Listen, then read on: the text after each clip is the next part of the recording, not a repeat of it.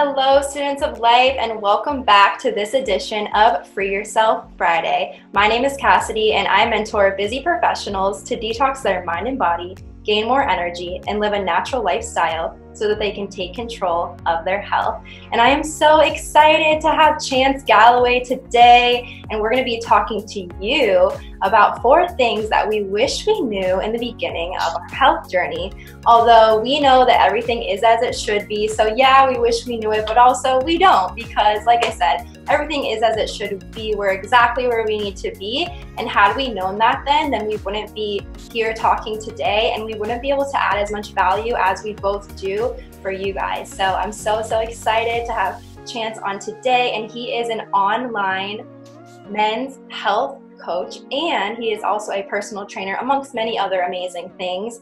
And also, before I hand it over to him so he can introduce himself, I do just want to make sure that I say this disclaimer that anything that Chance and I say today is not medical advice. So this is not medical advice.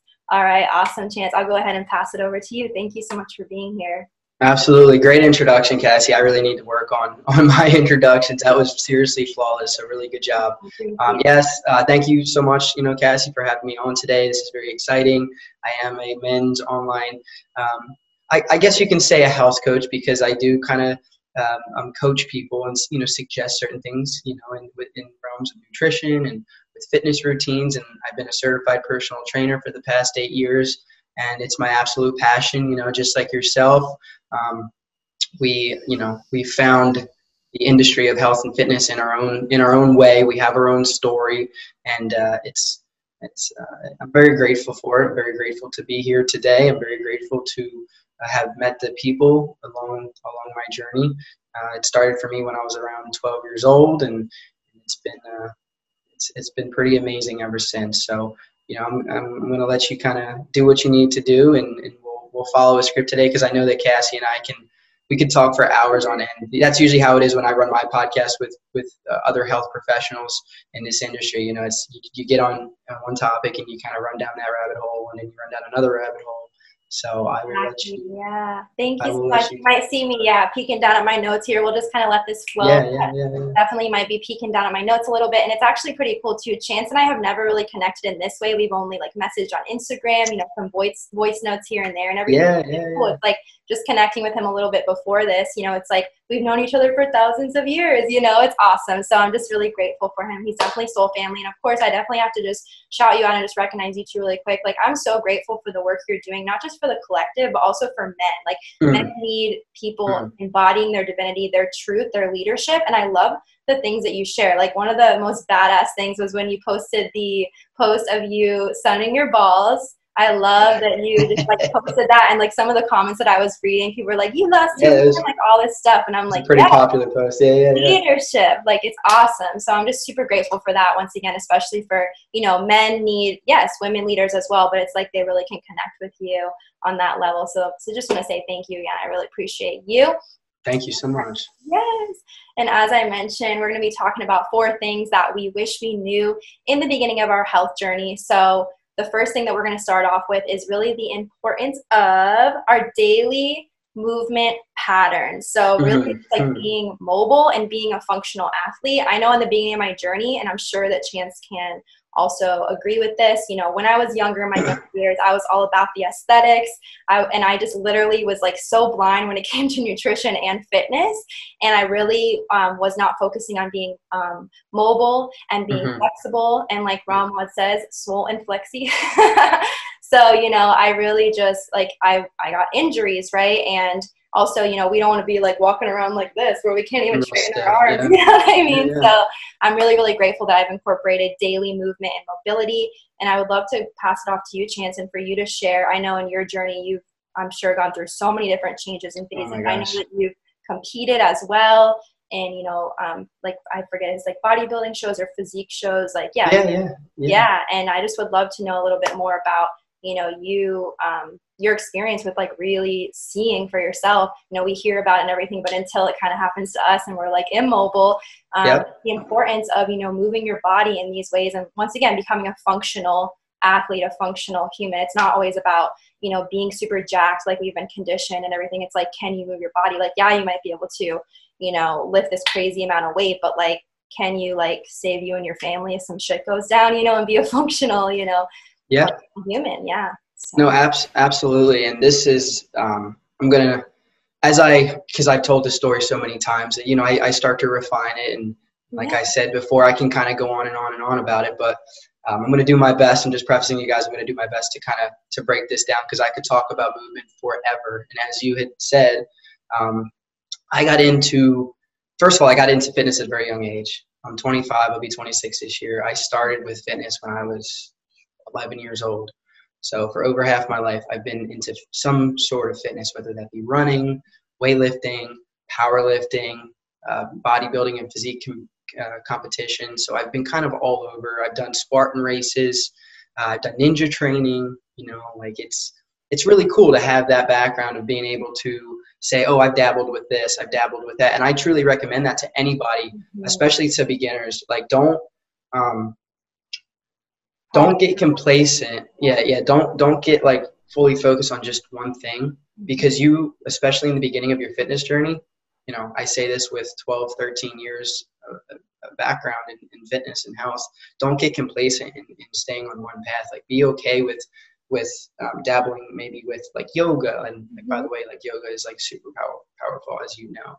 Like, try yoga. I would suggest maybe doing some like run a 5K, like see if you like to run. Like, personally, I'm not a huge fan of running. That's a whole different topic. Like, I think that you should either be walking or sprinting and not like running long distances. Like, personally, I don't think humans are supposed to be doing that. But anyways, yeah, I'd say just like it's good to dabble. It's good to experiment with things that you might really be able to resonate with, and all those different aspects of fitness are they're gonna elicit your strengths, and they're also gonna draw out your weaknesses as well, and push you and show you what you really need to work on. So for instance, with me, I had a few medical pre-existing conditions prior to getting into the industry of bodybuilding.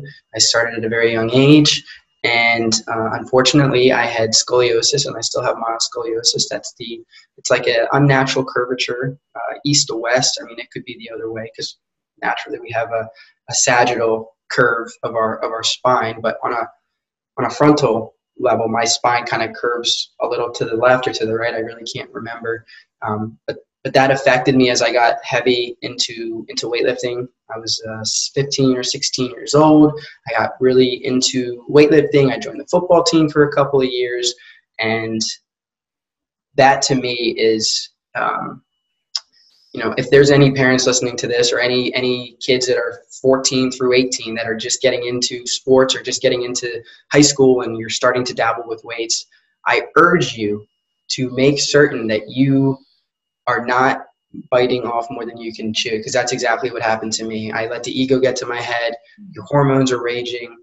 You don't know right from wrong at that age, and you really don't have the right guidance. Most high schools, in fact, I would say 98% of high schools do not have a strength program the way that they should, and it's very unfortunate. And I fell into that cycle of lifting really heavy 5 to 6 days a week, and it backfired on me. And for the last 7 years, I have been seeking out different health professionals. I've had acupuncture, I've tried chiropractors, different physical therapists, dry needling. I've literally tried, Cassie, everything in the book to try to like make myself feel better. Because to kind of back up a little bit, you know, when I was 18, 19 years old, just out of high school, my senior year, I joined a competitive weightlifting team. I placed in states. I had a very successful year, but everything that I was doing, all of my movement patterns I was fully in extension. So we're taught, right, that posture is supposed to be, you know, look up when you're doing a squat, keep your chest up, arch your lower back when you're on the bench press. And not to say that like having an arch in your lower back is a bad thing, because we naturally have a low amount of lordotic curve, but you're taught to be an extension. And that's exactly where I got caught up in. I had no real mentor, no real guidance early on. And I developed these movement patterns. And the whole time I thought I had an injury, and the whole time I actually was not injured. I've had a few pulled hamstrings. I've had a few broken bones along the way, the scoliosis, some stenosis in my low lumbar spine, stuff like that. But all of those things should not prevent me from working out and from lifting and from being out of chronic tightness. Like I'm in a lot of pain in chronic tightness every day, and now it's to the point to where I'll openly say it on here. I was a little afraid to say it before, but I'm now I reached out to speak to somebody because I've been so depressed and so anxious and not grounded. Right. You know, even with meditation, even with prayer, even with, you know, breathing exercises, all of those things to kind of bring me back to center, there was still something that wasn't right in my life, and it was my movement patterns. You know, I would wake up, I would be a little tight because in my sleep I would actually be sleeping long, and it has to do with my nervous system. I don't know how deep you want to get into this, but I finally, you know, to wrap this whole introduction up of movement, I finally found what's known as PRI. It's Postural Restoration Institute. It was created back in the 90s. I'm not sure if you're familiar with that, Cassie, but essentially what PRI is the studying of how we walk and how we breathe, the gait cycle, right? Just basic human movement and syncing. It's spine conscious training, so syncing the rib cage with the hips, with the neck, and kind of allowing them all to work in synchrony, with each other. And this whole time I was never injured, and I was seeking out people and x-rays and MRIs, and unfortunately, you know, getting this radiation and I spent like $15,000 over the last 7 years of my own money to figure out what's going on, but I was never injured. It was these neuromuscular movement patterns that I fell into over time. So, sounds like it's like root cause healing. I'm so proud of you for seeking that out. And also, after the podcast, we're definitely going to talk. I know I mentioned a couple of times the doctors that I work with too, but of course, like some things are coming up for me. I'm like, oh, I got to share that with him. So yeah, thank you again for just sharing all of that, and thank you for sharing as well that you are talking to somebody, and that's extremely important, especially in our culture, especially. And I think for men. And especially as a man. And I really honor you for saying that as well, because once again, like, speaking your truth, being your authentic self, like just being a leader. So thank you for that. I love that so much. And I'm just so grateful that you are relentless and willing to do whatever it takes. And your test is your testimony, and your mess is your message. And we know that this is just bringing us into just a greater purpose for ourselves to help others, not make the same mistakes that we did. And once again, like you said, really get down into the root cause healing. And like you said, like, it's all about retraining the nervous system as well, because it's not just, the body. It's like we're this holistic human, and we have the nervous system, and we have the brain that's connecting with all of it synergistically. So wow, like thank you so much for sharing all of that there. And yeah, it just goes to show how important it is, right? It's like I know that I made that same mistake when I was younger. We throw this heavy weight on, and we don't have proper form. Like that's just terrible. We can really mess ourselves up really bad, and it can cause lots of issues, lots of money, lots of pain, lots of things like that. So thank you for mentioning that. And I'm really grateful that, the young man or woman that's lifting right now really needs to see that the young athlete. So thank you again for sharing that. Just one more thing before we kind of move on past movement. If you're not breathing when you're working out, or not just working out, forget working out because that's out the window if you can't function outside of the gym. First, you have to function optimally, just walking and sitting and standing. Like you need to be in a neutral, like we want to seek neutrality. You need to focus on not just breathing, but breathing the proper way. So anybody listening to this, especially if you're a beginner, if you're a newbie into the gym or into even running or any sort of physical activity, I know Cassie's going to agree with what I'm about to say. You have got to learn how to breathe first. Don't skip that step. We breathe 22 to 25,000 times every single day. Like when I heard that fact, it blew my mind. I thought to myself, when you really break movement down and you think to that level, like if we're not breathing right 22 to 25,000 times every single day, what do you think is going to happen when you're lifting weight or performing some sort of resistance training? You're eventually either going to get hurt or you're going to walk yourself or sprint yourself, was what I did. I was on a fast track to disaster. That's why I'm where I'm at now. But I'm super grateful for it because the information that I know now, I never, maybe it would take me 20 years, but I never would have known what I know now if it wasn't for going through that pain and that suffering. I've been walking through hell for 7 years. Yeah. And it's really done amazing things to me. So just to wrap that up, make sure you guys are really learning how to breathe. And if you have any questions about it, I'm sure Cassie can help you. And if you want to come to me, you can absolutely ask me that, and I will point you in the right direction.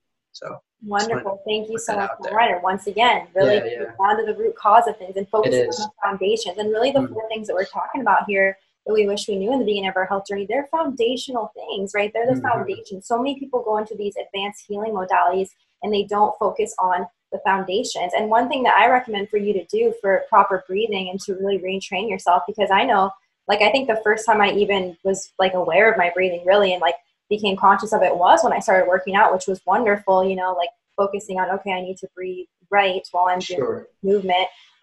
But really to like in the morning, I noticed something else too. I have a video on mouth taping and I can link that below. And that's another like topic that we can talk about for another day and literally do a whole podcast on it. But that's super powerful. Like if I like for some reason have a stuffy nose, I won't put on mouth tape because obviously that's just not smart, right? My nasal passage is not open. So I will like wake up in the morning and I notice like more like tension in like my traps area and my shoulders when I'm doing my morning meditation. So it's just so powerful. And anyways, that was a side note, but basically what I recommend for you is to wake up and you don't have to sit up and do your meditation. You know, I don't like to lay down because like I might fall back asleep, but you can lay down and what you can do is you can just put your hand on your belly and you'll notice if you set a timer for 5 minutes, at the end of it, your belly's like your hand's going to rise more right on your belly, but literally just, putting the hand on the belly, breathing in deeply through the nose, making sure that when you're inhaling in, you're expanding your belly and then breathing out through the mouth. And that's like a really good way to start. And then you can, transition to sitting up or whatever it is. But just doing that like 5 minutes a day will change your life literally. And just being aware of your breath, being conscious. And if that means setting a phone alarm to, take 3 deep breaths a couple times throughout the day, so powerful. Like 3 really deep breaths. Inhaling in once again through the nose, expanding that belly, and exhaling out the mouth, and sighing if you want to, stimulating the vagus nerve. So yes, so I just want to share that, and also just touch on mobility a little bit more. So some things that I really like to do for my mobility daily, or just to move my body, even if it's not like stretching, which is a daily non-negotiable for me. It's dancing, it's, working out, right? There's many different ways that we can move our body, literally just like walking around the block, right? And knocking out, getting sunshine with that. I also really love to use my foam roller. I love my 𝗵𝗵𝗃𝗃, my massage gun. It's a freaking game changer, especially because I have like insanely tight like neck and traps. And what else? I guess those are pretty much the modalities that I use the most. But I mentioned 𝗏𝗏𝗃𝗏. I do like 𝗏𝗏𝗃𝗏 a lot, which is basically like yoga or stretching, but just like holding a pose for an extended period of time.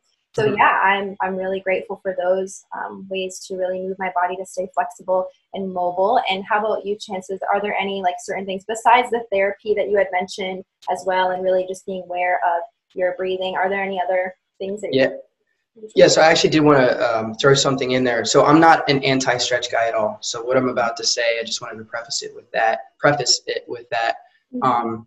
With that being said, for a very long time, I thought that I was just muscularly tight because I've always been a stiff person. But what I didn't realize up until like 6 weeks ago, until learning about this PRI, so this is a very new concept for me, but I do enjoy explaining it, is that I wasn't muscularly tight. It's hard to say that. I was neuromuscularly tight, right?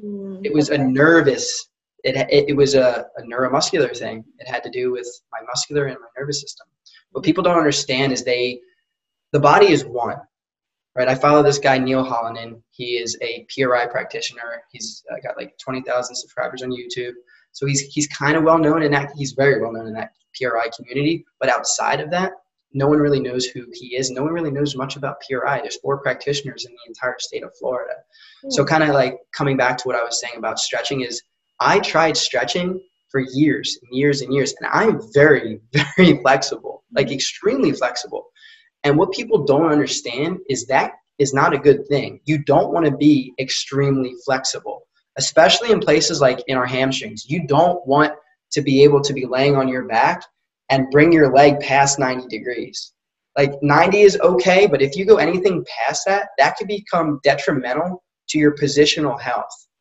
And like the stuff I'm telling you, the stuff that I've been learning recently is like completely goes against the mainstream alternative health. It's like alternative to alternative health. I love that.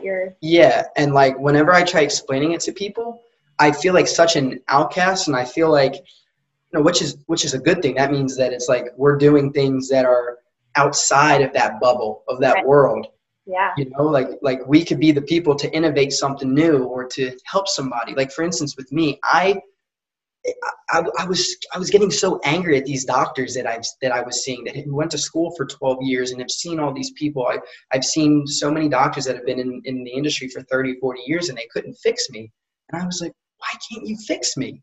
It almost gets me emotional to talk about because it's been such a long journey and I had to figure it out for myself, Cassie. Like I had to, it was almost like putting a dog in a corner. What are they going to do? They're either going to cower down or they're going to fight back.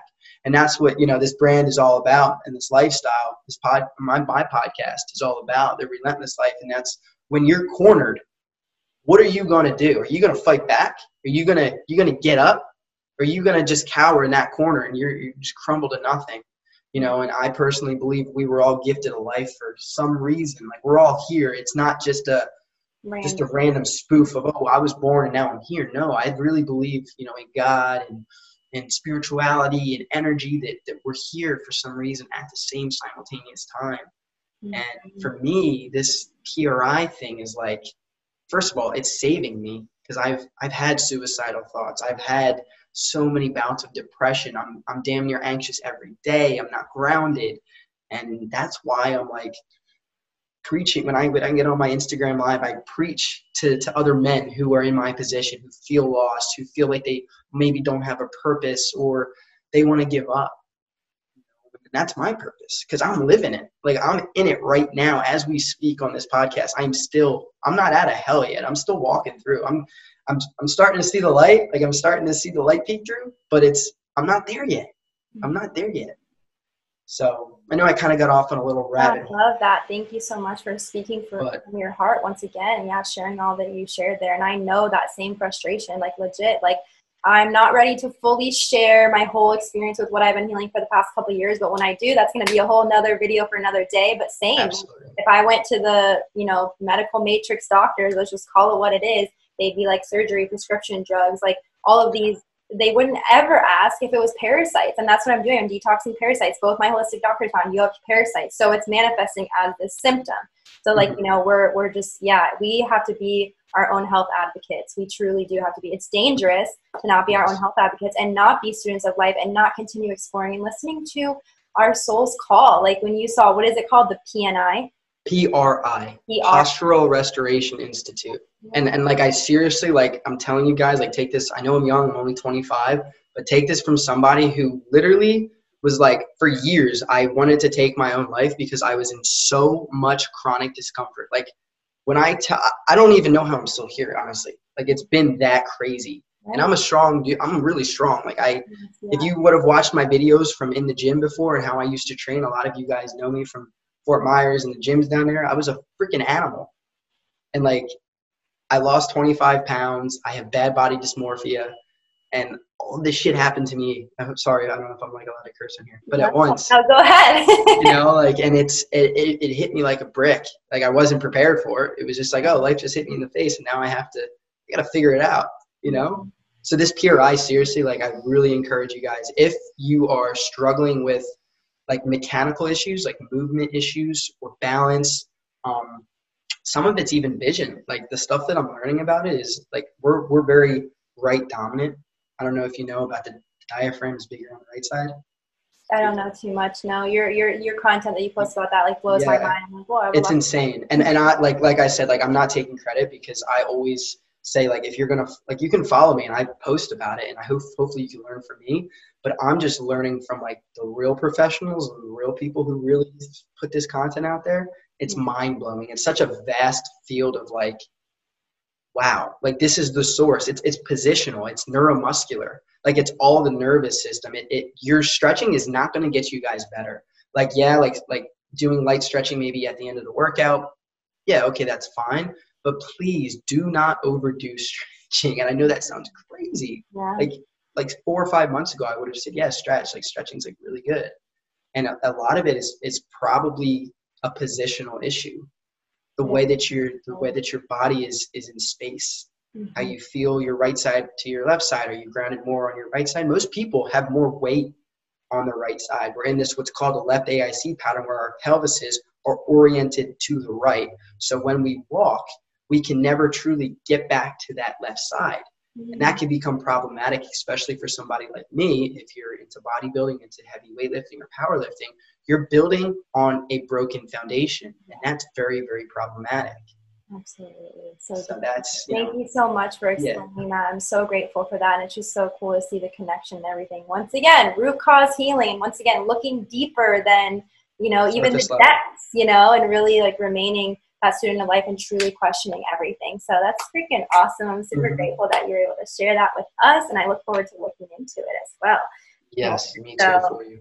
We're going to go ahead and transition into the next thing, the second thing that we wish we knew in the beginning of our health journey, and it's the importance of animal protein and animal products, and especially we're going to dive into organ meats. I am a recovering victim of propaganda BS in the nutrition world, and I think all of us are, right? I definitely blindly believed a lot of things and was very brainwashed and was like, oh, watched a documentary that was like, it programmed my mind, even though I was like, oh, some things weren't right. Like I remember watching, I think it was What the Health, and I saw this said a carton of eggs is equivalent to the damages of the carton of eggs is equivalent. They compared it to cigarettes. Yeah, like cigarettes. And I remember telling my friend, actually shout out to my friend Brendan, who is actually now eating animal protein, which is really exciting, but he's the owner of Planet Protein,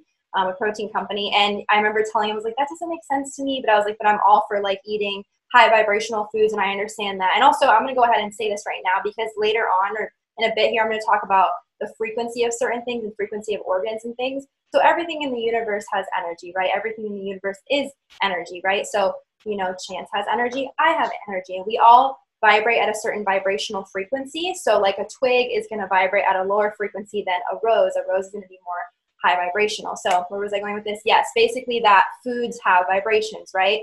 And so there's so many different aspects of this, and I actually get into it in the Divine Detox Method Master Course, which is my master course for people to take control of their health, mind, body, spirit, a holistic health program. There's aspect of, okay, when your food is raw, it might have more something called angstroms, and so it might be vibrating higher and raise our vibration more. But then when you have raw foods, you can get into the anti-nutrients and things like that. So that pretty much brings me into, in the beginning of my journey, I really had no idea about the importance of bioavailable protein. Yes, you might be able to get protein from, for example, a non-animal source, for example, beans, but is it bioavailable? Is it usable by your body? And does it contain anti-nutrients, which are compounds that are found in seeds and plants, and the purpose of them is to protect that plant.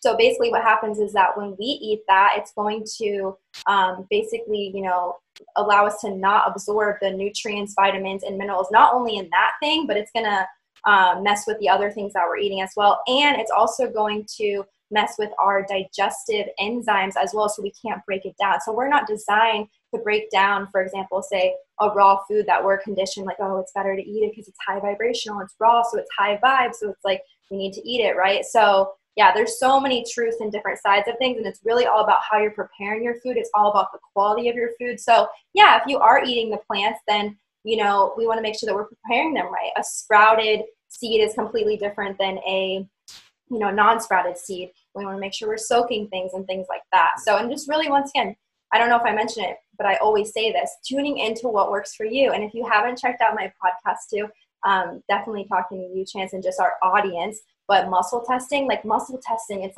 who's to say that something's bad for you when we all have different biochemistries, and we can really test to see what works best specifically for us. And then going back to the quality of meat, I was generally pretty good about the quality of meat. It got better as the years went on, but then I realized oh man, I really need to be better about it, because for example, a steak that I eat that is, that animal was fed corn filled with glyphosate Roundup Ready is completely different than a steak that I eat where that cow was fed you know, it was grass fed. Grass-fed. It was grass finished, and it was not fed, you know, this BS. It wasn't injected with hormones, etc. And it was treated well, because everything is energy. So when that animal is going into you, the energy, say if it was a tortured chicken, that tortured energy is going to go into you, right? Yep. And also I want to remind you as well that, you know, the frequency of that animal is going to be able to like live through you, right? And it's beautiful, the cycle of life. So I know there's many different differing opinions and things like this. I definitely had to like reprogram my mind, because I was very much like, oh, like meat is bad, and like, oh, it's like so many false things. And honestly, what can solve it too is muscle testing. You can literally muscle test your body and be like, oh, do I need this steak? And if the answer is yes, you may need, for example, some B vitamins in there. I know personally I was lacking B vitamins. My holistic doctor confirmed that as well. And I will tell you that when I added in, because previously I would just eat, like, for a long time, no dairy, no, like, what was it? No, like, red meat. I don't eat pork personally. Just don't feel super called to pork. It's very, like, it has like a lot of worms and stuff like that, but you can always take things, like, eat things with it. Sure. Like, for example, oregano oil, like North American herbs and spices oregano oil. If it's chicken, it's going to be pasture raised. So I really haven't bought that lately and been able to get my hands on that. I could get some from a local farm, Pine Shine Farm. So I really have been eating more grass-fed, grass-finished steak. So I feel like I'm going in so many different directions here. You can tell I'm fired up about it. But basically, I finally added steak back in after being, dairy-free, you know, processed sugar-free, which of course I still am. And just basically I was eating like fish and sometimes chicken. You know, I really was deficient in bioavailable, once again, protein. I'm telling you, when I ate that Pine Shine Farm steak, I was like, I had something come over me. It was like source came from capacity. You need to like keep eating this. Like I had a mental clarity, like something clicked in me, and I was like, wow, like this is so nourishing, and I'm not gonna like ignore what my body really, really wants. So just a reminder that, you know, animal protein, especially for red meat, has, you know, nutrients in it that are not found in plants, and you truly need it for cellular like function. And once again, if our cells aren't functioning, we're not going to have energy, we're not going to have a healthy metabolism, we're not going to have a healthy you know, hormones, etc., and the list goes on and on. But I'll kind of let you jump in here too. No, I think that you just you brought up a lot of really good points there. And I think kind of like the sum, you know, kind of the sum of all of it would be micronutrient density versus macronutrient density. And like, obviously that's kind of under the umbrella of being healthy, you know, like, first of all, let's talk about how America, like, what is it? Like 60% of Americans are obese or overweight, or like we're having like a serious, like, that, in my opinion, that's the real pandemic. Is obesity, is diabetes, chronic disease, inflammation. That's where we're messing up right there. But, you know, first we have to eliminate, like you said, processed sugars, processed seed oils. I mean, exactly. Pufas. Right? I was like, that to me is huge. The Pufas. I pretty much Pufas. Like changed my mind, but I'm like, a lot of vegan diets, they are straight up Pufa diets, you know? So yeah. Pufa. What does that stand for, Cassie, for the audience? Polyunsaturated fatty acids. These are rancid, unstable fats, unlike stable fats, which are, you know, butter, animal fats. Animal fats. Yes, exactly. And not only are they already rancid, but they actually are going to go rancid even more when they're in our bodies, because our bodies are tropical. What is it? 98.6 degree bodies. It's just terrible. It's one of the hugest problems that we have. And yeah, we can't actually distinguish the difference between a bacteria or a virus and then seed oils. Like, our body treats that as a foreign entity, because a seed oil is not naturally occurring in nature. It's not a thing that we evolved to consume. So our bodies are not programmed to accept that. See, like, as you know, food is information, and when we put that food into our body is going to view that as information. Okay, what do we do with this? You know, how do we take this and break it down to feed to our 4 trillion cells? Like, all we are literally trillions of cells that are communicating as one body. kind of coming back to the grounding thing. So what are your thoughts on that? Yeah, absolutely. And I'm so grateful that you brought up the PUFAs, and they're just such a huge issue. And like Chan said, they're one of the biggest reasons why people are sick. I think the biggest reason why people are sick, fat and overweight more than ever. They just suffocate the cells. I could go on and on about it. I actually have a video, I'll have to link that below as well, on the dangers of PUFAs. So yeah, that was a huge like eye opener for me, to cut out the PUFA, stay away from canola oil. It's legit hidden in like everything. So you just say so like I'm trying to I don't want to say dumb it down. I don't want to insult anybody, but to bring it down to like someone who doesn't understand this as well. So a PUFA, a polyunsaturated fatty acid, very unstable type of a fat that our body isn't really good at digesting. What would be some examples of PUFAs or seed oils? You said canola oil is one. Oil, safflower oil, sunflower oil, rapeseed oil, corn oil, really vegetable. But is like any oil. Yeah, almond oil, like all of the oil. Peanut oil. Exactly, peanut oil. And everything except coconut. This is the next. There's less linoleic acid in these three: coconut oil, avocado oil, and olive oil. You do that too, right? Yes, exactly. And I personally I do like olive oil. I'll usually have it in like a salad dressing that I make, but I don't really cook with it too much, to be honest. It's usually coconut oil. Oh, and something else, this is a really good thing to mention too, that I realize is that we can actually kind of turn butter into a PUFA when we cook it too much. So what I actually do is I will make my steak in my Extrema pot, because you already know the non-toxic living. I love that pot.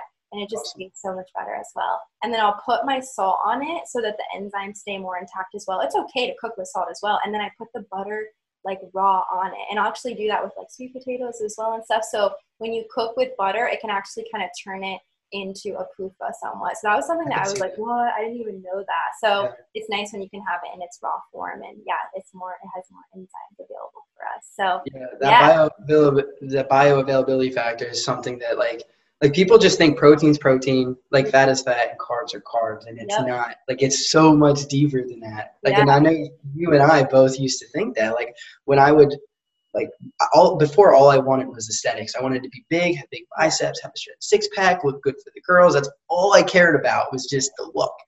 And then kind of over time, it evolved into like realizing. Yeah, like why am I bloated? Why do I have gas? Like, is this normal? Like, why am I not sleeping well, I know, exactly, yeah. I would love to jump into organs, too, really quick. So let's do it, yeah. Let's say that with organs, we've been very conditioned for many things, right? Like, we've been conditioned to be like, this is weird, or this is whatever. Like, it's human, So our ancestors have been eating organs for thousands and thousands of years. Literally, the ancestors would, if somebody had a bad heart in the tribe, they would give you a beef heart. So they would be like cures, basically. And I actually want to touch on too both my holistic doctors. So my one holistic doctor, who is a nutritional response tester practitioner in the area, he actually will, test the body, see what my body needs, and say, for example, that you have like a unhealthy thyroid. Well, in your medicine, you're most likely going to test for maybe one of the products that is desiccated thyroid. So that's one example. Another one is I work with another woman who uses kind of energy medicine, basically using frequencies, and she actually creates like detox water for me. And in the water, there's a bunch of different things, and one of them will be like, if you have, once again, an unhealthy like thyroid, it will be, she puts in there the frequency of a healthy functioning thyroid. So it's like, that just goes to show as well, the power of like for like when it comes to organs. And I also want to touch on too the power of beef liver. Oh my gosh, this is superfood. So first of all, in nature, do you know, Chance, where do animals attack? Where's the first place they attack? Yes, they attack right for the organs. Every single time you go to National Geographic and you see a cheetah hunting an antelope or whatever animal it might be, they go right to the organs. It doesn't matter if it's a bird, if it's a predator like a cheetah or a lion, they go right for the gut. Organs, yes, exactly. Yes. So grass-fed beef liver has been something amazing that I have added into my everyday nutrition. Capsule, desiccated capsules. Yeah. So I take the capsule form. I looked into actually the first one, I think it was from seeing from you that you used or maybe it was Garden Soil. I think I used ancestral supplements the first time, and then I did a little deeper research. Which technically they're both, I don't know if you knew this, they're both a company under the Liver King, which everyone probably knows now. Awesome. Yeah, I love him. He's actually, I believe he helped Dr. Paul Saladino, who kind of got me into this animal-based thing. He helped him kind of get Heart and Soil, I believe, off. I don't know if this is true or not, but I think that's the case. Yeah. So it's cool how all of those people are kind of interconnected, and they just want a better. Exactly. It's like we all go eat, literally, we all go eat some beef liver at the table of the Last Supper table. Have you done that yet? Have you eaten raw beef? Okay, yeah. So no, I haven't. So I use Perfect Supplement, not yet. I use Perfect Supplements brand, desiccated, beef liver capsules. I like that brand because from what I researched, they test for glyphosate, so that's really awesome. And I also think I have to check maybe the number of capsules in the bottle, but it might have been more affordable too than the ancestral supplements that I tried the first time. But we ain't worried about that because quality all day doesn't matter. I won't compromise quality because something is cheaper or something like that. But I definitely am like a little nervous to eat beef liver. I'm going to, so I continue taking it in the morning, every single morning with food, but I'm going to actually cut up raw beef liver into little bite-sized pieces, freeze it in the morning, defrost it, and then swallow it whole with water, juice, whatever. And although I'm going to plug my nose. This is how I'm starting off. Maybe 1 year from now, this podcast will be like, hey, how was your beef heart and your whatever testicles last night that you ate or whatever. Right. Whatever. So, so basically I'm going to do that and like plug my nose. And then although I'm not chewing it up, my stomach acid's still going to be able to absorb all the nutrients and everything. So I'm going to do that. I know that when you prepare it, if you soak it in raw milk, that's definitely helpful to get the metallic taste out. Yeah. And also you just have to look at it as fuel, right? Like, yes, of course you can prepare it really yummy, but it is fuel. Just like anything else that people who are into health eat, we don't eat for taste. We eat for what it's doing to our bodies. Like we're a temple. Exactly. We're putting that in for a reason. Yeah, exactly. So I'm excited to experiment with some other. Oh, actually, I lie. I have eaten it. So I ate what is it? Force of Nature. Oh no, it's the Thousand Hills Farms that I get my steak from. I order online and it saves me so much money.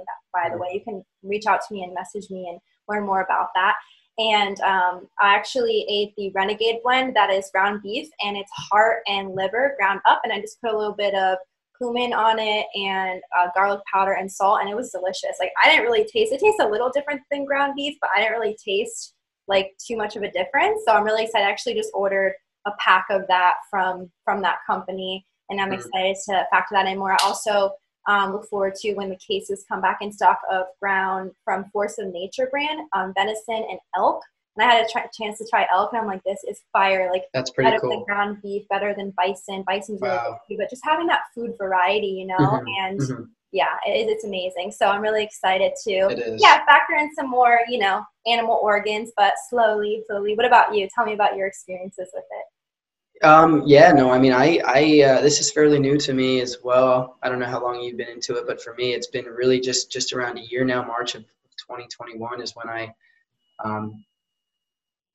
I knew that I needed to make a little change in my diet. I mean, I was always quote unquote healthy. I would eat good sources of protein. I was never doing grass-fed, grass-finished. I just made sure that I got my protein in through meat somehow, red meat, chicken, fish. I would eat my vegetables. I was kind of a keto guy because I would do keto when I competed in physique shows, and I liked the way that it made me look. I got down to 4.5% body fat, and I was like, this is amazing. I feel so good, even though it's not sustainable. So I kind of, stayed in that realm. I would have some white rice or sweet potatoes to get my carbs in. So I was probably between 10 and 13% body fat, pretty comfortable, feeling good. But I was still in search for an answer for my body. So I was kind of looking into the nutrition route, which is what's so cool about sometimes when you have to go through hell, so many opportunities present themselves. Like you're forced to learn about certain things and you educate yourself. And it's very humbling to be in this position, to be forced through hell at such a young age. So I actually discovered Dr. Paul Saladino. He's good friends with Liver King. Most of you guys probably know Liver King more than Paul Saladino. So I read Paul's book, The Carnivore Code. It's I think like a 450-page read, super in depth. And like first go around, if you're going to read this book, just prepare yourself. Don't read too much at a time, because the information in there can be so overwhelming and will absolutely flip your perspective on what it means to eat like on itself. You know, like I never thought that eating all meat could actually be like a good thing, you know. And I just, took it step by step, and then I eventually started buying his supplements. I got on the beef organs, which has heart, kidney, spleen, pancreas, and liver in it. And to like most people, that's disgusting. Like, why are you eating organs? But it was because, and it still is because of what the nutrient density that comes from not just grass-fed, grass-finished muscle meat, which I'm also eating. I purchased a half a cow 3 months ago and bought a deep freezer. I got down that whole route. But also the organs. The organs have special nutrients like choline, K2, large amounts of vitamin A in liver, different B vitamins, copper, zinc, magnesium. I mean, these are all vital vitamins. Bioavailable. Yes, thank you for checking me there. Very bioavailable micronutrients that we're not getting, especially if you're on a plant-based or vegan diet. Like, I worry about my sister. She's a vegan, and like she's been trying to be more whole food vegan, which obviously is better than a processed food junk vegan. So I'm proud of her for that. And just recently, she started incorporating things like salmon and chicken during lunch. So I was like, good, like you're at least doing something, And tuning into how she feels, and also showing her the muscle testing. I'm going to put you on, brother. I'm excited. No, yeah, I'm excited. I've never, other than hearing it from you, I think like last week, I've never heard of that. So that's cool. It's amazing. Yeah, thank you so much for sharing that once again. Yes, it totally is such a superfood. People are like, oh, what multivitamin do you recommend? What did it work? And I'm like, grass-fed beef liver. They're like, oh, your skin is glowing. I'm like, grass-fed beef liver. And I have boyfriend problems. I'm like, grass-fed beef liver. And not to mention, I know this is like we're segueing into this, but sunscreen. I don't wear sunscreen anymore. Yeah. Like, I don't really burn. I just tan, and it feels freaking awesome. With Pufas, exactly, and your skin is used to the sun. So yeah, we'll go ahead and transition into the next. I thought that. Yeah. So I love that. Awesome. Super grateful we were able to share all that essential stuff. And also, just one other thing I just want to touch on. It's really important to get in your collagen and gelatin as well. And I really think that Perfect Supplements has that. But you can get. I have the powders, but you can get. You can make your own things with that, right? Like gelatin gummies, and I put my collagen powder in like a shake and things like that. But getting it from bone broth, it's really important to eat those things with muscle meats to balance out the amino acid profiles and things like that. So I just want to touch on that as well. So we'll go ahead and jump into the fourth thing that we wish we knew in the beginning of our health journey, and that is emotional intelligence. And really, what are emotions, right? They are energy and motion. So we've been talking about this whole time, everything is energy, right? And really, emotional intelligence is going to help us really just bring ourselves into more of a like upward spiral, into more alignment with our highest self, more alignment with just more alignment, right? More alignment instead of bringing ourselves into that dis-ease. And I would love to really just discuss a little bit about how emotionally taxing it can be to deal with a chronic illness or dis-ease. In the way that, it can be super depressing. Like, I personally have experienced from being a little bit limited in some of the ways that I can do fitness, some of the ways that I can move my body, like, oh man, I really miss being able to move my body in that way. And just not just that, but also just in going through the whole process itself, being limited on things that you can eat, things like that, dealing with the chronic pain and things like that. And basically, just wanted to talk about that a little bit more. And like, I personally saw, like, I know how much fitness is a huge part of my life. And I would say, like, even not knowing you super well, Chance, I've seen like it's an even bigger part of like your life. And I saw my brother, who would work out like 2 times a day, like experience for the first time. I saw my brother depressed, and I was like, I'm not worried about you. Are you okay? Like, because he got an injury, and he was, of course, in that masculine energy. And he was like, I think I messed this up, but I saw him, like, we were on vacation, he was doing push-ups, and I'm like, you're going to hurt it worse, and it did mess it up worse. And so, I just really see how much that can really cause, just some serious depression, because that's such an outlet for us. That is like therapy for us. And so, I would love to know a little bit about, how you've always had, I know, like a high emotional intelligence, but how basically having that high emotional intelligence and just knowing the importance of that was really something that maybe you wish that you knew, more about in the beginning of your journey, and not even knew, but prioritized more and valued more maybe. Yeah, no, absolutely. I mean, I've always been, and I think I get this a lot from really my mom. My mom's her side's a very like emotional, passionate, good and bad, right? And I inherited that gene.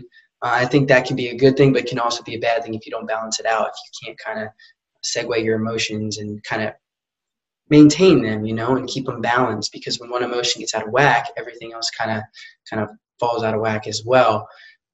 So, like you mentioned, your brother obviously working out twice a day and just loving fitness and utilizing the gym as a form of therapy. That obviously was me too. And I will get back to it. But, I was bullied, to preface this. I was bullied in middle school a little bit, actually quite a bit.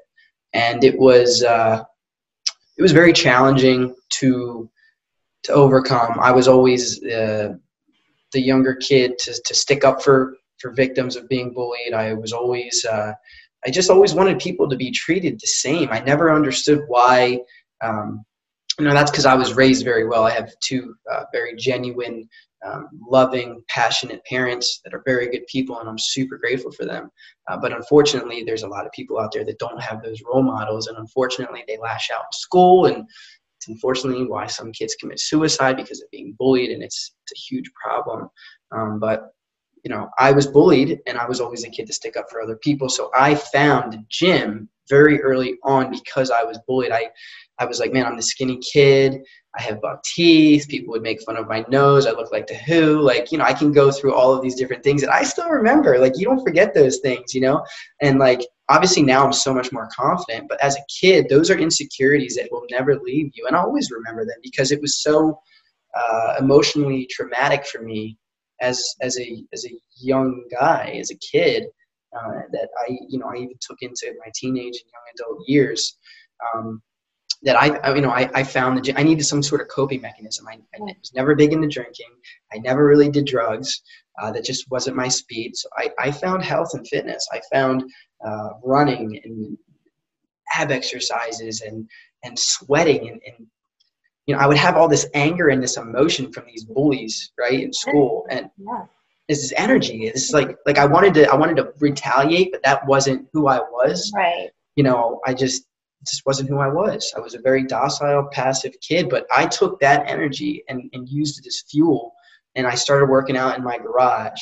I put on 5 or 10 pounds. And then I remember, I think I was in 7th grade, and I was on the front page of our local boaters magazine here, or newspaper here. And I was holding a like 30 or 3 foot long kingfish. And I was holding it like this.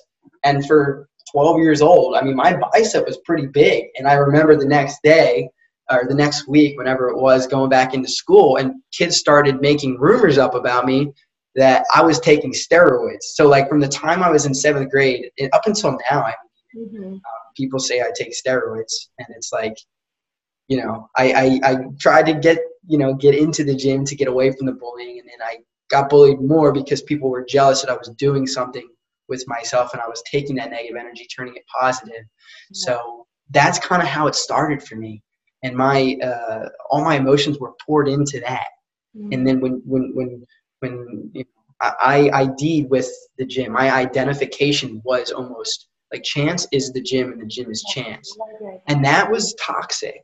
Like, I didn't realize it at the time, but that was very toxic, because from a very young age, I was kind of pushed into finding a therapy because I was bullied, because I didn't ask for it, but I was pushed into this gym. I felt better. I felt not anxious. Like, I felt great. I was getting bigger and getting healthier and all of that. And then at 19 years old, I started with these symptoms of this neuromuscular tightness. And at the time, I didn't know it was neuromuscular tightness. So then I slowly started to phase out of the gym. And now I'm not in the gym. I can't even go for a walk without my 𝗨𝑆 and my 𝑄𝑙 clenching up like this. So it's like, I can't do anything physically active. I can't sleep without being in discomfort. So just let that sink in. Like, someone who was bullied, went to the gym to release their emotions, I fell in love, like a man would fall in love with a woman, with the gym, because it cleansed me. Those 2 hours were me. That was my time. And I was a different person walking out of the gym than I was walking in. I know a lot of bodybuilders and a lot of people that are big into fitness say that, because it's so true. And you'll never truly understand it until you get into it. Right. So my emotional intelligence, kind of to wrap this up, to put a bow on it, is that now at 25, I gave up what I identified with, and it's almost like a whole new chance is being born. I know I'm going to have the gym back, but I'm okay without it. I haven't had it for a long time, and I'm still here. Absolutely. So it's kind of a cool story, I'd say. I don't know. It's a wonderful story, and I love that it's like, yeah, you can share that, like to be able to have that outlet for you, to have that as your identity, and not be able to do that anymore. Like that's like debilitating, not just physically, but like spiritually, emotionally, like mentally as well. And I'm really grateful that, yeah, our emotional intelligence now that we have is like able to allow us to be this conscious observer and be like, okay, we're not our feelings, we're not our thoughts, we are the one that's looking at it, we are the one that's observing it and looking at the thoughts, looking at the feelings, noticing the thoughts, noticing the feelings. And obviously, like I mentioned to in the beginning, it's really it has given chance a more of a purpose to help others as well, purpose for yourself, and same for me. So I love that. Like I have so much deeper compassion, and I'm actually working to work in person with people to help them physically with their holistic health as well, through what I've gone through as well. And not just because of that, right? I've really evaluated, like, is it just because I'm so passionate about what I have been through? No, it's more than that. It's truly always been my calling. And it builds our relentlessness. It builds our resiliency. Having that emotional intelligence also has helped us create more balance, because slowing down is actually going to give us the opportunity to see the importance of balance, right? Like think about when, the lockdown went down a couple of years ago, everyone had the opportunity to slow down and be like, oh, wow, like I'm spending more time with my family and I want more of this right now. Or like, oh, wow, like I have to like go within, I'm forced to, because I can't like maybe go to the outlet of, just the gym and maybe like, yeah, in that way it's good to transmute the pain into the gym, but also finding it in other ways that you can do it through talking to somebody, through meditation, through connecting with another human, through these other means. So I know that I'm sure that it's brought more balance into your life and more like holistic health into your life. I mean, I've seen your journey, through the past couple of years, and seeing you just like diving into breath work more and diving into just so much more nutrition and just it's beautiful. It's a really beautiful experience. I love that. Thank you. Yes. And I would love to also know, like alternative ways, like alternative outlets to working out. Obviously I know you do breath work, and I know that you do like cold therapy as well in the sunlight, but yeah, just anything else you want to share about like other alternative outlets to stress relieving, healthy things that are just going to bring you like a similar joy to what like lifting or fitness does for you? Yeah. I mean, for me, like I only know of one person that's going through what I'm going through currently. So like, I know that there are people, and I just met her like 5 or 6 weeks ago, and it's kind of like God aligns everything like for a reason. Like her and I have been like very close, and I just met her on social media. Like it's so cool. But with that being said, what I'm about to say, like I'm very debilitated, and there's people out there who probably can do more than me that I am not able to do. So like you kind of mentioned, like cold plunges, like you can do that no matter what. Like movement's not going to affect that. That's only going to help to get rid of your anxiety, de-stress you, allow you to kind of just relax a little bit. And I'm the type of person, Cassie, where that's kind of why I became obsessed with the gym, is I knew every time I walked into that atmosphere, I was improving my body and also my mind. So kind of like when I lost it, I was like, I need to improve something. So like nutrition, I started improving my nutrition. Like if I go over to my parents, like I'll go and do some underwater meditation and practice some breath holds on an exhale, because there's a difference between breath holding on exhale versus inhale, like stuff like that. Sun exposure is very important. Meditation, I'm big on meditation. I just kind of got into red light therapy a little bit. I'd like to get like a big panel, kind of like the size of the banner back there, but they're pretty expensive. I should just kind of pull the trigger and invest in it. But I do have a few night lights in my room. that, you know, kind of are the ambiance Yeah, is I kind have of one nice. too, Like, red light bulb for nighttime. like I don't do any blue lights, and I'm actually getting better at that. Like, you know, staying off my phone, but there's no blue lights in my room. I keep my light off. I just use the red night lights. Nice. But you know, Yeah. it's hard for me because I'm like so debilitated. Like I can't really do much. Like I would say go for a walk, maybe Right. go for a light jog. Grounding, like I can do grounding. I can go out back and like as the sun rises, let the sun hit my face with no shirt on. I might be in my boxers or something. And even if it's cold out, even if it's like 40 degrees, even if it's 30 degrees or 20 degrees, like go outside and like have that. Like I am the type of person, and like we're all this type of person. Some of us are just a little less adapted to it, and you need to kind of force your way through. But like cold exposure, cold showers, heat exposure, like stuff like that creates resilience in our body. This form of hormetic stress or hormesis. Like we didn't even talk about that, but that's so important in longevity, you know, and activating those longevity genes. Absolutely. And I love that I remember one of your stories you were talking about that, just adding, just to, you know, to add that resiliency and add that like do hard shit daily. Like you said that once and I was like, yes, suffering, right? Like David Goggins, like some of you may or may not know who David Goggins is, but he is an absolute badass. And in my opinion, he does take things such as stretching kind of too far. But he does what works for him, and like, you know, his story is freaking crazy, but he's somebody that like has taught me we have got to suffer. Like even if it's only 30 minutes per day or an hour per day, we have to put our minds and then our bodies in that condition a little bit. Like we need a little bit of external stress. Think it's about healthy. Our ancestors. Yeah, think about our ancestors. Freaking healthy. What they were going through exactly. So thank you so much for sharing that. And I'm super excited to transition into our final fourth thing. That is the fourth thing that we wish we knew in the beginning of our health journey, and that is the importance of getting daily sunlight. So it's a highly overlooked vital key in having a healthy metabolism and hormones and for our mental health.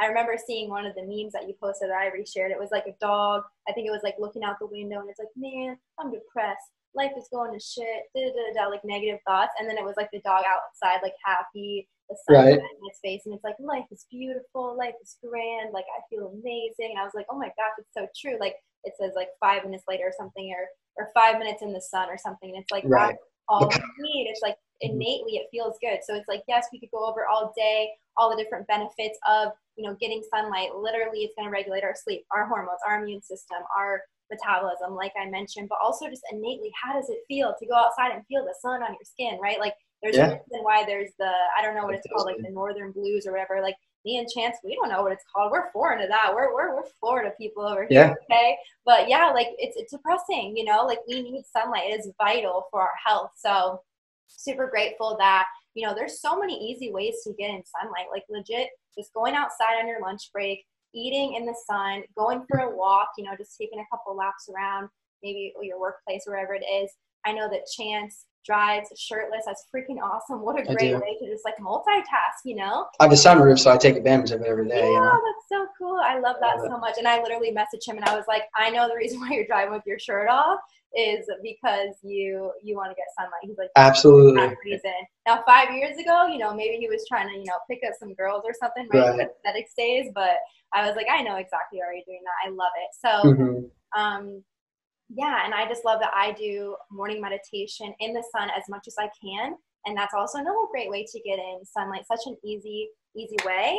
And I know that we talked about it earlier, so you answered my question that I was going to ask do you wear sunscreen? And of course I knew that the answer was going to be no, but to really touch on that, you know, it's just like a chemical shitstorm. Like think about when we were younger, we would go to the beach, eat fries, right? Eat these PUFA-filled, inflammatory, toxic foods.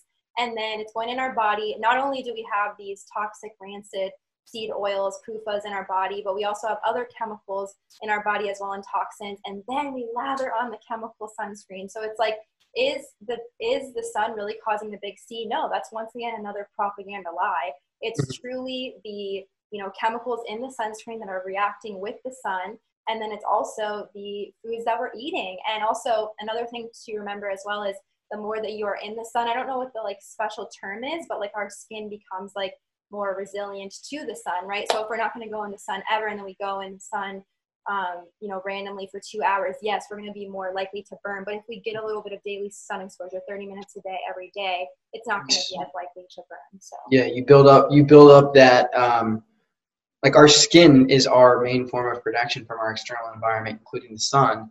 Right. And so like those PUFAs, those polyunsaturated fatty acids, are very unstable bonds. They make our primary defense system in our skin very weak. Right. So those cells are very weak to that sunlight exposure, and that's why you guys are burning. Like, right. You'll never truly understand like what we're talking about until you do it. You see it for yourself, because I've been seeing like so many people talk about it recently in this animal-based community of like, oh my gosh, I've been carnivore or animal-based for the last 6 months. I don't wear sunscreen. You know, yeah, I get a little red, but I don't burn the way that I used to. And it's like, yeah, I'm not coincidence, or is that like carnivore? I will say like animal-based. I'm like, I feel like I don't like to label myself anything. No, like, yeah, I understand that. A lot more animal products now, and right. That's why I say animal-based. Like, right, right. But same. I've literally experienced that myself, and so have you. And it's like, it's so beautiful and powerful. And like he said, you know, the best teacher is experience. So I love it. We can talk about these things all day, but at the end of the day, it's all about your experience. It's all about your experience and truly experiencing that for yourself. So awesome. I love that. So that pretty much sums up everything. I would love to also just touch on the fact that these 4 things that we talk about, like, they're simple things that we can do, right? They're mostly free things that we can do. And really all of these things are going to help us align with the laws of nature, right? And they're going to help us. It's not to say that we need to like live like our ancestors did, because we have a different modern day that we don't need to live like our ancestors did, but at least to become in congruence with what they did, because they lived and they aligned with the laws of nature, right? And what's that going to do? That's going to really help us have the healthiest mind, body, and spirit, because we are a whole human. We're not just a body, a mind, or a spirit. It's going to help us be the most happy and whole organic man and woman that source, God, whatever you resonate with, you know, created us to be. So that's really what Chance and I are here to do, is to help people remember that, and to help people align with that, and to activate their innate power that they have within themselves. And once again, like I mentioned in the, you know, it innately feels good to go outside and get sunshine. And the more that you detox, and the more that you get those seed oils out, and detox in so many ways, because detox isn't just like, you know, nutrition, obviously, and get in the proper nutrients, vitamins, minerals, you're going to be like firing on all the right cylinders, and you're going to be able to feel into these things. Like, this innately doesn't feel right for me to be like going against my body's, you know, what it's asking me to not squat all this weight and to like get these, you know, movement patterns corrected and things like that. And this doesn't innately feel good to eat this meal and feel like shit and do that literally every single day, right? So yeah, I just want to remind you guys, like, these are simple things that we can do, and it can be so much more simple than we think. And it's such a great place to start, is truly with the simple foundations: clean food, clean air, you know, clean water, the proper things we need, sunlight, proper sleep, like starting with the foundations first and foremost. So I would love to know, I always love to ask everybody, what is something that you are happy about, that you are grateful for, and that you are proud of when it comes to your health journey? I mean, I think that there's a lot of things to be happy about currently. I definitely have to say the one thing I'm happy about right now, outside of the PRI and finding that almost like undiscoverable path of learning about the body, is definitely reaching out and scheduling a session with a therapist. Like, I cannot stress that enough to you guys and girls out there. Going through stuff. We're all going through, you know, something. At any given point in our life, we have stress. And I don't care what you say, talking to somebody, even just sitting here with you today, Cassie, and kind of talking about my journey, talking about where I'm at, it's therapeutic. It's therapeutic to let those thoughts out, let those thoughts flow. And, you know, it's not healthy to hold that in. You know, you're taking years off of your life. And so for me right now, personally, it's taking that leap, taking that step, and, you know, deciding to speak to somebody about my mental health, deciding to speak to somebody, you know, about my problems, because we all got problems. We're all not perfect, you know. That's amazing. Thank you so much for sharing that. I love that, and I love your grateful heart. And once again, I was really grateful that you were able to share that, and it truly is therapeutic. Like, we're literally here to connect with other humans, and yes, to connect with ourselves. That's what the journey's about. And it takes, you know, also having that outsider looking in and that professional as well, and really collapsing your time to be able to, to have those people ask you the questions and to reveal the things to you that you may not be able to see. So what a gift that, you know, our mentors are and the conscious relationships are. So I love that so much. Awesome. Thank you for sharing that. I also would love to know, just if you would like to share, you know, what you do, where people can find you, how they can work with you, and just anything else that you want to share. Yeah, absolutely. So I'm definitely all online, social media based. I used to have a website, but I don't currently right now. So Instagram is kind of like the main platform that I practice out of. I'm currently an online fitness coach. So I enjoy working with people on that platform. You can message me at 𝗵𝗵𝗃𝗲𝗀 I also have Facebook. You can find me just 𝗵𝗵𝗃𝗲𝗀. I'm on TikTok, 𝗵𝗵𝐺_Fitness. So pretty much all of the platforms, if you just look up 𝗵𝗵𝗃𝗲𝗀, you guys will find me. I'll link your handle here too as well. Yeah, you can do that, absolutely. So that's pretty much, I mean, that covers that. And while I kind of have the mic here, I wanted to ask you, can we kind of segue into that? I wanted to ask you kind of Relentless, and because I know we were kind of trying to co-podcast it. I want to shout you out. You're shouting me out on your platform. So what is your definition, Cassie, of being relentless? My definition of being relentless is knowing your divinity. So I think it's all about, of course, relentlessness is all about, you know, having that grit, right?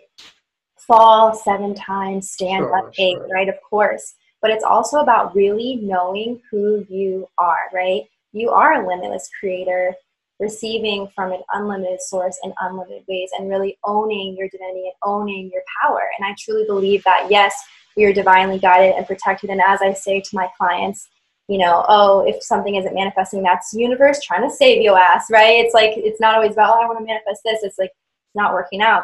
You're always being divinely guided and protected, but you're also co-creating your reality with source, with spirit, with God, Jah.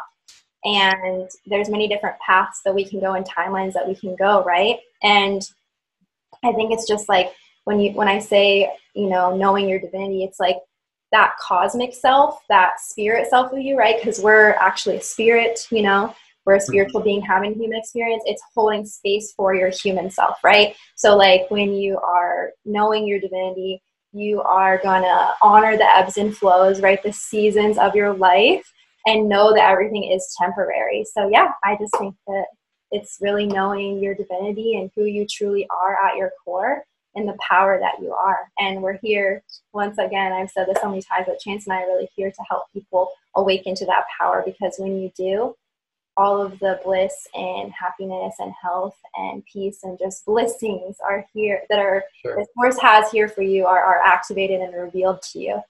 Sure. Yeah, absolutely. So for my listeners, Cassie, where can people find you as well? So you guys can find me on Instagram and on YouTube at Conscious Cassie. I post new Free Yourself Friday videos every single Friday. I do have an 8-week holistic health coaching program. That's, once again, like I said, a holistic health coaching program. So detoxing your mind, your body, and the blockages to your spirit. But I'm actually reformulating that right now to make it into more of a master course. So it's not going to be a live program anymore. It's going to be just a master course where you can do it self-paced at your own time. And then I'm also working on some certs and making some moves to work with you in person to help you heal holistically, physically. Well, actually not just physically, but to work with people more on like their physical health. And also I do have a couple of really amazing doctors that I'm working with. So if you guys have anyone who, and I say the big C because we got to play the game here and like they censor certain words, right? But the big C, that's the C word that rhymes with dancer. If you guys have anybody, like you personally are experiencing that, anybody in your family, or just any like so-called incurable diseases, I'm talking about even like STDs that we're taught are like incurable, please contact me, because I would love to lead you in the right direction, whether that be eventually working with me or to one of my doctors, because there's literally a solution for everything. There's an abundance of everything in the universe, including a lot of solutions that have been suppressed from us. So yeah, I would love to open up your eyes to that whole reality and really get you well, and really just stop putting a Band-Aid over these certain things and really help you heal from a cellular level and get that root cause healing going for you. So yeah. Yeah, no, I love that. I love that you kind of have that background with detoxing and the nutrition, and I'm over here with kind of the movement and fitness aspect. You know, we could probably bounce people in the future back and forth, you know. Absolutely. Really cool idea. To all be in this play our strengths. Yeah, be light warriors. I love that so much. So thank you so much, Chance. Oh, absolutely. Thank you. It was awesome. Awesome, really fun, really it was, yeah, I look forward to doing it again. And I would love to know what resonated for you guys. Definitely let me know in the comments. And if you like this video, please hit that like button, subscribe to my channel, and share this with somebody that is ready to get their heart expanded, their mind opened up, and to take control of their health. Until next Friday, I'll see you guys next time. Namaste.